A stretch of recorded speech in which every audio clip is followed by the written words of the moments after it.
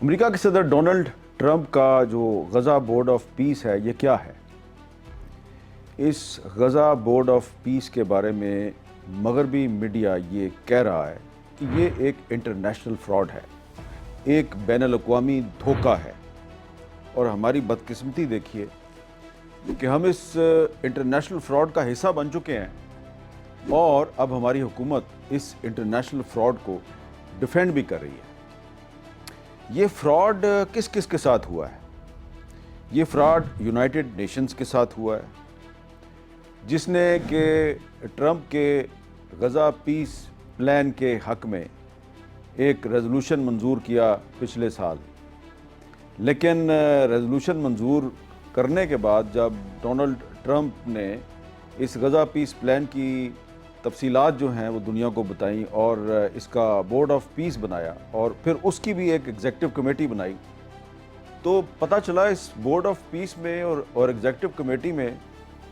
غزہ کا تو کوئی نمائندہ ہے ہی نہیں ہے۔ یعنی غزہ کے نام پہ آپ بورڈ آف پیس بنا رہے ہیں تو غزہ کا کوئی نمائندہ نہیں، فلسطینیوں کا کوئی نمائندہ نہیں،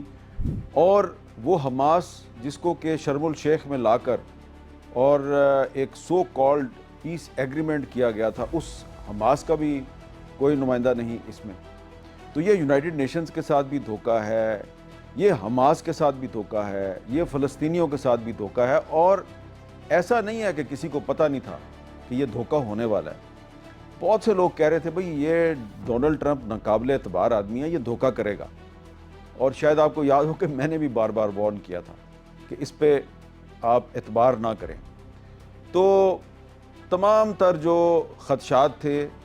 ان کے عین مطابق ڈونلڈ ٹرمپ صاحب نے یہ جو دھوکہ کیا ہے یہ اس طریقے سے کیا ہے کہ سب کو پتہ ہے یہ دھوکہ ہے، لیکن کوئی اس کے سامنے کھڑا ہو کے اس کو نہیں کہہ رہا کہ بھائی آپ نے یہ غزہ میں امن کے نام پہ دھوکہ کیا ہے۔ تو اب اس پر دوبارہ میں بات کیوں کر رہا ہوں کہ کیونکہ یہ جو انٹرنیشنل دھوکہ ہے اس کے اب لگتا یہ ہے کہ پاکستان پہ بھی اثرات مرتب ہوں گے، پاکستان کی سیاست پر بھی اثرات مرتب ہوں گے۔ یہ جو جمعے کو پارلیمنٹ کا مشترکہ اجلاس ہوا تو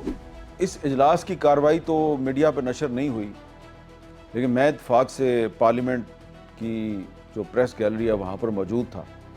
تو میں نے دیکھا کہ جو جوائنٹ سٹنگ میں جو اپوزیشن کے ارکان تھے وہ کافی دیر تک غزہ پیس پلان کی مخالفت کرتے رہے، قاتل قاتل نیتن یاہو قاتل کے نعرے لگاتے رہے، اور اس میں پھر بعد میں تقاریر بھی ہوئیں پارلیمنٹ کے مشترکہ اجلاس میں، اور جو سینٹ میں اپوزیشن لیڈر ہیں راجہ ناصر عباس صاحب، انہوں نے غزہ پیس بورڈ میں جو پاکستان کی شمولیت ہے اس پہ تنقید کی۔ پھر مولانا فضل الرحمان صاحب کی تقریر تھی، تو ان کی تقریر تھی جو آج وہ ایک نیا مولانا فضل الرحمان مجھے نظر آ رہا تھا، جو کہ پارلیمنٹ میں جو کم عمری کی شادی کے خلاف ایک قانون منظور ہوا ہے اس پہ بہت سیکھ بات ہے مولانا صاحب، اور انہوں نے ببانگ دوہل یہ کہا کہ میں آپ کے اس قانون کو نہیں مانتا، بلکہ میں اس قانون کی بار بار خلاف ورزی کروں گا، اور میں کم عمر بچے اور بچیوں کی خود شادی کرواؤں گا، وہ دیکھوں گا آپ کیا کرتے ہیں۔ تو اس پر تو آپ ان سے اختلاف یا اتفاق کر سکتے ہیں، لیکن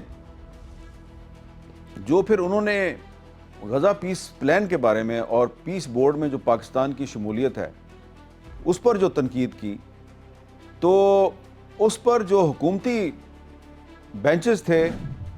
وہ پن ڈراپ سائلنس تھی، کسی نے ڈیفینڈ نہیں کیا حکومت کو۔ تو یہ جو غزہ پیس بورڈ کے نام پر ایک انٹرنیشنل دھوکہ ہوا ہے، اس دھوکے کو حکومت کے لیے ڈیفینڈ کرنا کافی مشکل نظر آ رہا ہے۔ اب حکومت کے جو مختلف لوگ ہیں وہ کہیں آن دی ریکارڈ کہیں آف دی ریکارڈ یہ تو کہتے ہیں کہ بھائی آپ ہماری نیت پہ شک نہ کریں، ہم نے تو دراصل کوشش یہ کی ہے کہ جو غزہ میں جو پیس پروسیس ہے اس کو آگے بڑھایا جائے. چلیں ہم کسی کی نیت پہ شک نہیں کرتے, لیکن سوال یہ پیدا ہوتا ہے کہ آپ نے یہ اتنا حساس معاملہ ہے, اس پہ پارلیمنٹ میں بحث کیوں نہیں کی؟ اب جب یہ بات کی جاتی ہے جی آپ نے پارلیمنٹ میں بحث کیوں نہیں کی, تو کچھ نکتہ دان جو ہیں وہ یہ کہتے ہیں کہ بھئی آپ تو اس پارلیمنٹ کو مانتے ہی نہیں, یہ پارلیمنٹ تو فارم 47 کی پیداوار ہے, تو پھر اس پارلیمنٹ کو اعتماد میں کیوں لیا جائے؟ چلیں یہ تو مان رہے ہیں کہ یہ پارلیمنٹ فارم 47 کی پیداوار ہے, لیکن اس پارلیمنٹ میں حکومت کے ساتھ ساتھ ابھی تک اپوزیشن کے کافی ممبرز موجود ہیں, اور یہ وہ ممبرز ہیں جو آج غزہ پیس بورڈ میں پاکستان کی شمولیت پر اسمبلی میں احتجاج کر رہے تھے. احتجاج آپ کو نظر نہیں آیا, لیکن مجھے تو نظر آیا کیونکہ میں وہاں پر موجود تھا. اور انٹرسٹنگ بات یہ تھی کہ پریس گیلری میں جو پی ٹی وی ہے اس کے ایک نہیں 2 کیمرے بھی لگے ہوئے تھے, اور جب احتجاج ہو رہا تھا تو پی ٹی وی کے کیمرہ مین جو ہیں وہ بڑے جناب